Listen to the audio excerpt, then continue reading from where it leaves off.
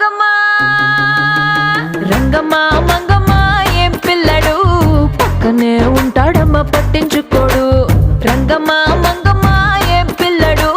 పక్కనే ఉంటాడమ్మ పట్టించుకోడు గొల్లబామ వచ్చి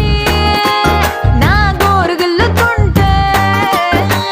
గొల్లబామ వచ్చి నా గోరు గిల్లుతుంటే పుల్ల చీమ కుట్టిన పెదవి సలుపుతుంటే ఉఫమ్మా ఉఫమ్మా అంటూ ఊదడు ఉత్తమాటకైనా నన్ను ఊరుకోబెట్టడు ఉఫమ్మా ఉఫమ్మా అంటూ ఊదడు ఉత్తమాటకైనా